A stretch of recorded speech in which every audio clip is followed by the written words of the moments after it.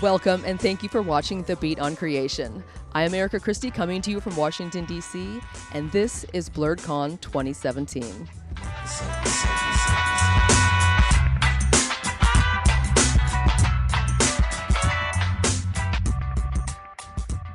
And you said that you do have a new book coming out as well, is that correct? What is that one about?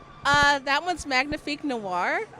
It's about a group of black queer magical girls. So it's kind of like Sailor Moon meets black queer girls. They each have powers based on their occupations. They're all college students, but one wants to be a baker, so she's got baking-based attacks. One is an exploding cupcake, so she'll actually throw them at monsters and they'll explode.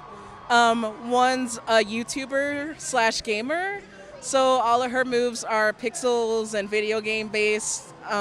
One's a kickboxer, so she actually does kickboxing moves and she kicks rainbows all over monsters and she can like crumble body parts because she's so strong.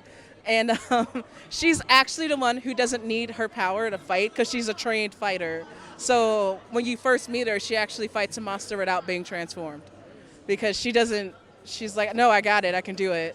The last one is a seamstress, so she's got threads and needles for an attack and stuff like that. She's kind of the mysterious one. She shows up one day to help them fight, and then she disappears. So now they're trying to figure out who she is, and that's actually throughout the series you learn more about her and like the other girls and things like that. Is it a lot different writing for that one than it is writing for your storyteller urban fantasy series?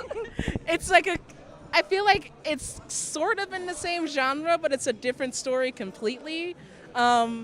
Because this is also a lot about being a black queer girl, going to college, and they all have different levels that they're going through. One's like worried about telling her mom, one's already out and she doesn't care and her family's supportive, and one's kind of questioning, and one's like super confident, and it's very much like a coming of age story, and Seeking the Storyteller isn't. So I have to kind of like flip my mindset when I'm writing both of them. My partner with Seeking the Storyteller, she'll write the first draft and I'll read through it. But we've been writing that series for so long together that we already have outlines for the rest of the books. So I'm reading the outline for the third book right now so we can start writing it. And I'm like, this is way different than what I've been spending the whole year on, which is black girls in college who fight monsters and get crushes on cute girls, and it's a bit more lighthearted and colorful and fun than Seeking the Storyteller. So once I'm done editing Magnifique Noir, I have to go and like read the outline for Seeking the Storyteller, and I'm like, all right, I got to get my mindset back to like evil monsters who lurk in the shadows that we hunt, and they both feature monsters, but they're different monsters. So it's one monster, Magnifique Noir, is a guy who follows one of the girls home and doesn't take no for an answer. And he actually transforms into a huge monster that tries to kill her. And that's way different than Seeking the Storytellers. Like, there's an entire world of monsters and we have to learn how to live with them and work with them. And Magnifique Noir is kind of like, no, they're awful and we need to kill them. So Have you been getting a good response from black queer girls about the books? I have. Not just black queer girls, but even like girls of all like races have like gravitated toward it. They've liked seeing like queer characters front and center.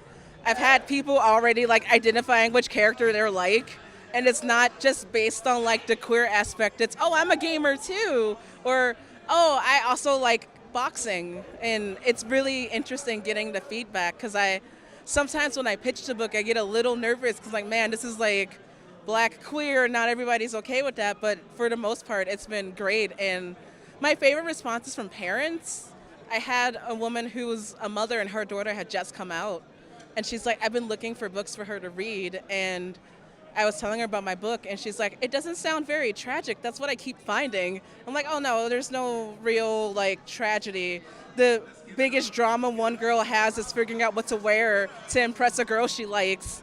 And she was laughing like, but that's what we go through when we like people. We're like, is my hair okay? Does my dress look great? And I want to tell a story like that. And she's like, my daughter needs this. Because she was trying to find things she could read because she's kind of geeky too. And she's like, I'm looking up queer media and queer literature for people of color. And it's like tragic, sad, coming out story. I'm not sure. And I'm like, oh no, they throw cupcakes and they explode. And she was like, that's what that age group really like gravitates towards and needs. And so that's what I've been writing with this one. Excellent. There's no reason for it to be tragic. So the fact that it's happy is really wonderful. All right. And I mean, stuff will happen because stuff happens in life, but also I want there to be enough, like, you know, there's a scene where they're eating cake because they are getting along. And I'm like, I want an art print of them eating cake and having fun. And it's not all like, here's the part where we get beaten and battle and we're bloody and broken. I'm like, no, here's the part where they go shopping. They go to a midnight launch for a video game. One of them's like obsessed with shoes and bath bombs. So she's like, I shouldn't buy this bath bomb, but I had a really great week at school, so I'm gonna go buy it anyway. And I'm like, I want moments like that. Just like fun black girls like getting along and being friends and, you know, getting to know each other and stuff like that. Excellent.